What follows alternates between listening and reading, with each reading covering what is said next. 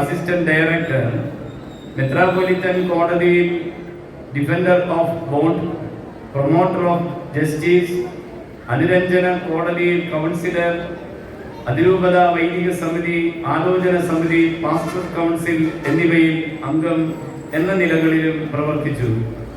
നിർമ്മാണ പ്രവർത്തനങ്ങളിൽ കഴിവ് തെളിയിച്ച അദ്ദേഹം പൊന്നാനി, വരാക്കര, ചിയാരം വിജയമാത, കാക്കശ്ശേരി, മനക്കുടി എന്നീ പള്ളികളുടെയും വിവിധ സ്ഥാപനങ്ങളുടെയും നിർമ്മാണ പ്രവർത്തനങ്ങളിൽ ശക്തമായ നേതൃത്വമായിരുന്നു. അനന്യമായ വ്യക്തിപ്രാഭവത്തോടെ അതിരൂപതയുടെ കർമ്മമണ്ഡലങ്ങളെ ദീപ്തമാക്കിയ ബഹുമാനപ്പെട്ട പോളച്ചൻ ഒരിക്കലും തളരാത്ത മനസ്സും ചടുലമായ കർമ്മ വൈദഗ്ധ്യവും ഉറച്ച നിലപാടുകളും അനുരഞ്ജന പാഠവും അജപാലന ഔത്സുക്യവും ആദർശ ധീരതയും ഒന്നു ചേർന്ന സമാകർഷക വ്യക്തിത്വത്തിന്റെ ഉടമയാണ്.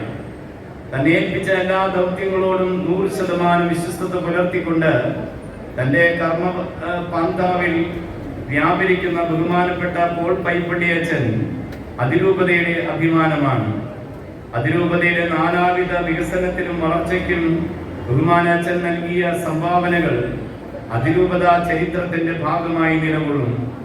അതിരൂപതയുടെ വളർച്ചയ്ക്കും ദൈവജനത്തിന്റെ നന്മയ്ക്കും വേണ്ടി കഠിനമായി അധ്വാനിക്കുന്ന ബഹുമാനപ്പെട്ട പോൾ പയ്യപ്പള്ളി അച്ഛന് എല്ലാവിധ നന്മകളും ദൈവാനുഗ്രഹങ്ങളും നേർന്നുകൊണ്ട് തൃശ്ശൂർ അതിരൂപതയുടെ 138ാം സ്ഥാപന വാർഷിക ആഘോഷവേളയിൽ അതിരൂപത പുരസ്കാരം ആദരവോടെ സമർപ്പിക്കുന്നു.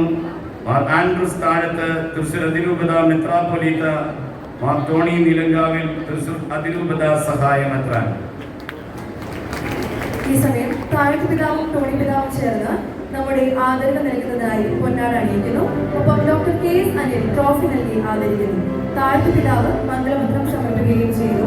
ആദ്യത്തെ ആദരം ഏറ്റുവാങ്ങുന്നതിനായി റവറൻഡ് ഫാദർ പോൾ പയ്യപ്പള്ളിയെ എല്ലാവരുടെയും നിറഞ്ഞ കൈയ്യടോടെ